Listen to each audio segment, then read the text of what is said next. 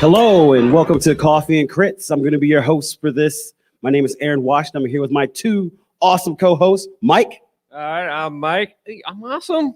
Yes. Oh, that's awesome of you. I mean, My name's Christian. I'm less awesome, but I'm here. That is not true. yeah. So before we go into it, because we're talking about tabletop RPGs today, the reason why I intro with the Coffee and Crits because it's our podcast where we talk about D&D and rate coffee because we both love them both with all our hearts. But what about the crit portion, Aaron? Well, we rate the coffee with a D20, 1 to 20, and 20 is a crit. Why it's coffee? Start slide. Let's get it going. Yeah, so this is a beginner's guide to Dungeons and Dragons and other TTRPGs or tabletop role-playing games. In the past, there's been way more fandom in it. I think it kind of started off in like a basement thing, and then slowly it just kind of started growing, and thanks to things like Geek and Sundry, Critical Role, like all these new channels, D&D horror stories, which I love to hear. Hopefully I'd never become one. That is my goal, never to be a D&D horror story on Reddit. But so this is just a quick one to just, tell you guys about the game. Are you really? You're going to do that every time, aren't you? Go ahead. I mean, yes. I mean, isn't that the official way to just go through the pages? You know what? Just go through the pages. All right. So what is Dungeons and Dragons? I don't know what. Well, let me tell you. Dungeons and Dragons was created in 1974 as a tabletop role-playing game. Really? Well, yes, I just said that. Okay, I am not going to read this whole thing, so I'm just going to pass it off. Besides that rendition of the age of the game, it's a lifestyle that you live as a hobby, and it is critically injuring to your wallet, but it's something you can get a group of friends with and have a blast every, hopefully, week if you plan schedules accordingly. Aaron? Or if you're like me, you have more time that you don't play because that's literally all you do now. No regrets, though. None. Let's move it on. All right, so what do you need to play? Bigger than everything else, you need friends, right? You need a crew. You need some people who are willing to both engage in the story with you, people who are willing to delve, but specifically for Dungeons and Dragons, there is, that was that sacrilegious, but the Holy Trinity, the Trinity of books, which is the Dungeon Master's Guide, the Monster Manual, where all the big bads you get to fight, and of course the Player's Handbook that teaches you, how to make the character and put it together. And you need dice. Imagination is more important than dice, but you do need dice to, make lemonade. You need the lemons. Thank you. Oh, God, you're such a tough crowd. All right, Mike. You know what? Take it. Well, I mean, you covered my bit about the dice because usually I'm asking you about hey, did you forget something? So you kind of moved in. I remember from last year. You learned. Oh man, you rolled a nat 20 on that, huh? Oh, you went up level. Just take the mic. Okay. Next panel. That's what you need to play. I'm just the flip. I flip the pages. I love it. How to make a character. So basically what you need is, besides, much like Aaron said, imagination. When you have the book in front of you, it'll detail things like your race, which newer editions of D&D with 5th edition are kind of leaning towards away from that and more towards lineages now, with strong feelings towards whether or not that's right. Who knows? No. Anyway, point is race, your class, things like if you want to play someone who's a rogue, stabby up front, maybe a tank type person if you're more familiar with the gaming terminology of like Overwatch and stuff like that. For people who play that game that's being sued by the state of California that we can't mention here. Can't mention it. you guys know what it is. But yes, if you want to play anything like that, the classes are there to basically give you a playthrough of what that might entail. Any extra? Class there. Yeah, and then other games obviously have different things, but we'll get to that later. We're focused on D&D right now. How am I supposed to flip the page? You can't throw the page if you don't got the mic. All right. So what does a game master or dungeon master do? Well, they're the ones who kind of manage the chaos of Dungeons and Dragons. They're, the ones who make the calls on the rules, and they're the facilitator. A lot of times when I explain what a dungeon master is to someone who doesn't know, I call them a narrator. If you ever think about like older, like some movies and some cartoons where it's like the guy, in fact, old movie, George of the Jungle. Remember the narrator who would like constantly say what's happening? A DM is like that narrator guy, right? So he's the one narrating essentially how the story goes. He sets the scenario. You tell him what you want to do, then you roll some dice, then you see the outcome. Pretty much.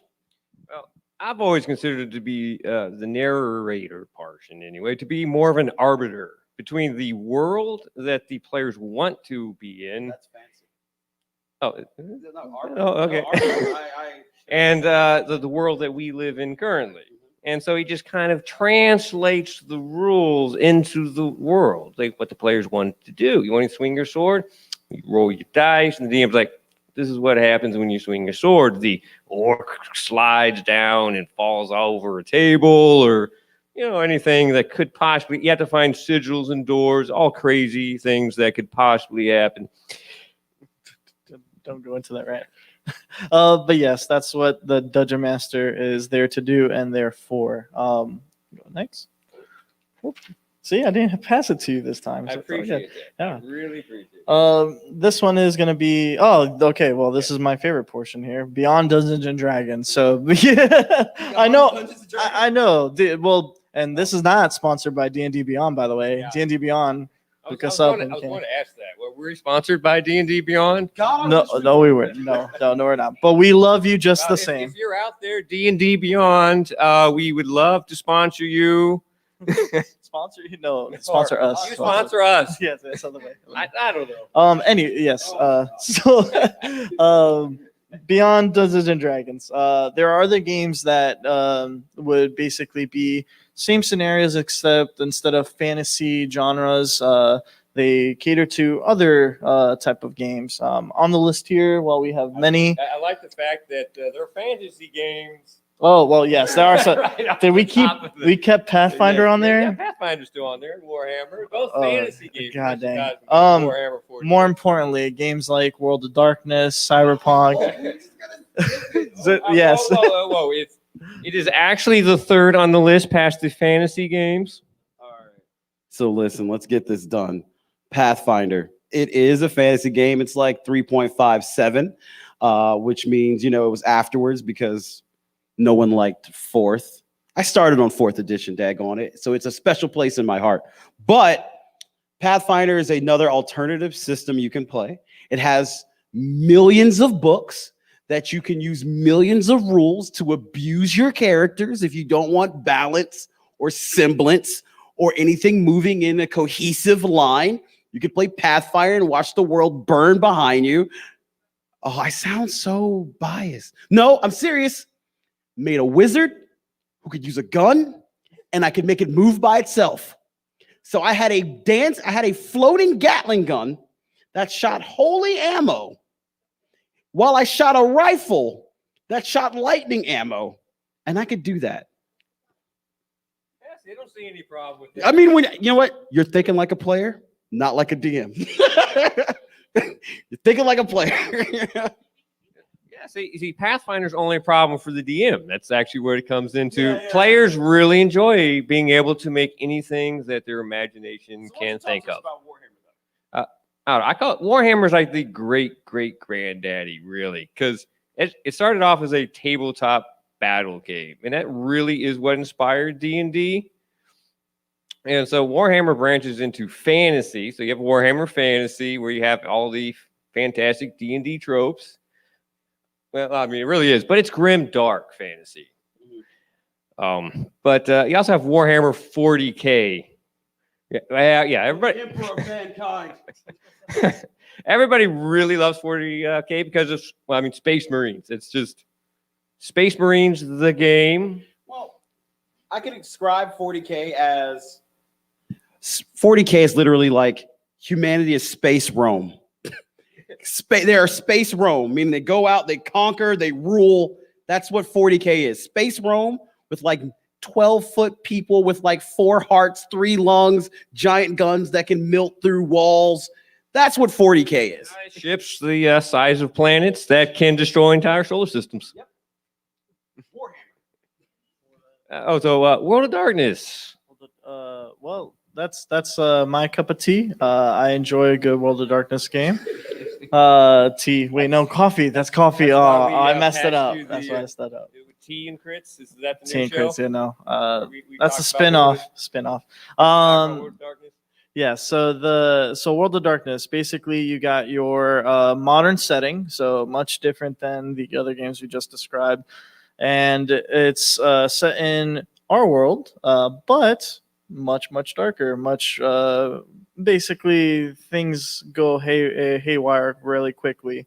There are things that go bump in the night. There are lots of things that are behind the scenes working towards much mischievous ends. Things that the vampire community, werewolves, mages, changelings, there's lots of different basically called splats that you can choose from and set your game up to all different types of ends. You can technically go dungeon diving and stuff in that in World of Darkness. Never seen that happen. So yeah, Old World Darkness has something called Dark Ages, which I mean, you can do the old fantasy style stuff, but it's not, it's different. Anyway, but yeah, World of Darkness, super fun setting. If you guys are ever interested, look up through White Wolf or I think Paradox now. But the Supernatural, like the TV show, that is World of Darkness. The originals, that is World of Darkness. Vampire Diary doesn't exist. True Blood, yeah. Originals, though, that's my show. I'm just saying. I don't like vampires. Okay. Moving on. Deadlands. Okay, so Deadlands is kind of on my list right now because of things earlier. But it is a Wild West fantasy RPG. So essentially, it's like, but it's called like the Weird West because imagine like all the crazy steampunk stuff mixed in. So crazy enough, the setting essentially happens during like the Civil War, and then they find this new material called Ghost Rock. And instead of the gold rush, it's for Ghost Rock. And essentially all these other countries start building. Instead of it being the United States, like California's its own thing, the Quaker country's own thing. Indians like summon these supernatural monsters to defend their homes. And it's just crazy Wild West. So like, if you're a Texas Ranger, you're actually like a monster hunter. You're not actually someone who goes and does that kind of thing. So Star Wars, it's Star Wars. I don't know how else to explain Star Wars except for you play Star Wars and you only play Star Wars to play a Jedi. Like, why would you not be a Jedi? I mean, this is me personally. The Mandalorian. I mean, but I can use the Force. The Mandalorian. I mean, yeah, this is the way. Okay, all right. Silver Age Sentinels is a system where you can build your own superhero. You can build like any power you want, any combination of powers you like, and you can just put those together. Oh, we're gonna go into Shadowrun. Yeah, I mean, I'm Shadowrun. Well, I mean, Shadow. I actually am surprised that Cyberpunk and Shadowrun are not near each other on the. Because they're different. Well, I mean, they're a little different. Shadowrun being more of like the futuristic D&D with the orcs and goblins. Oh, trolls, yeah. The net running trolls, yeah. And I mean, obviously, people have heard of Cyberpunk. Have played the game.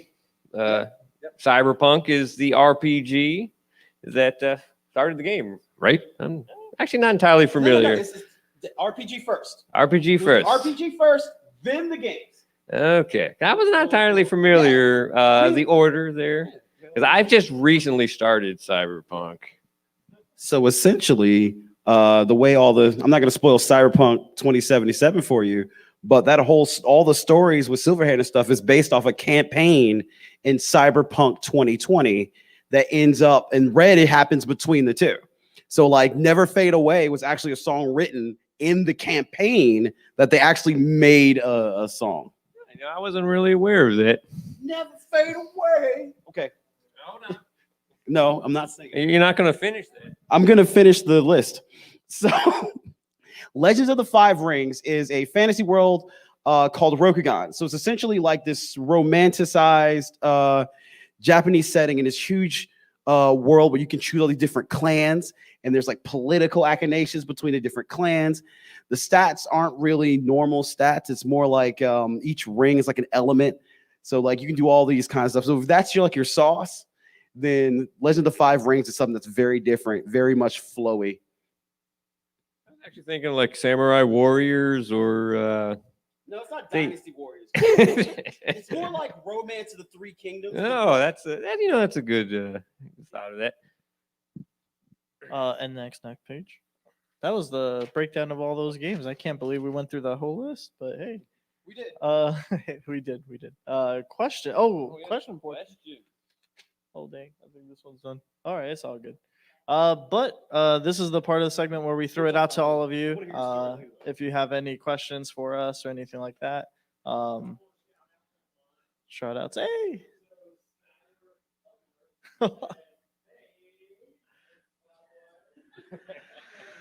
Hey, Skylar. Hope you and PJ are doing okay. Hey.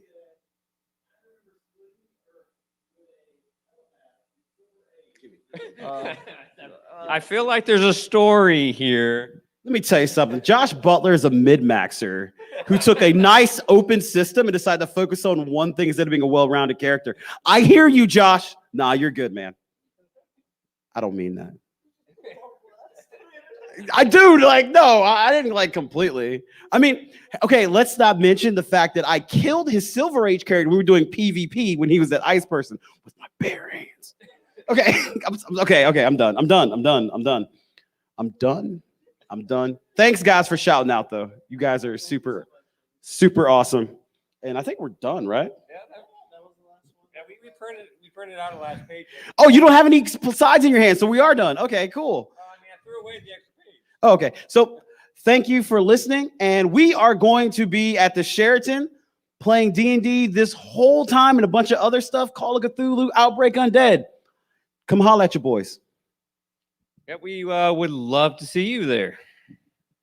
I will be running Vampire the Masquerade and Cyberpunk, and I believe D&D. So yeah, come see us. We are super excited to be here. We're always happy to be at Carolina Game Summit.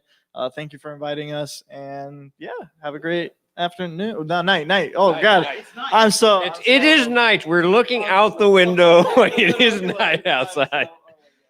I think. Was that an @1? Please cut us off.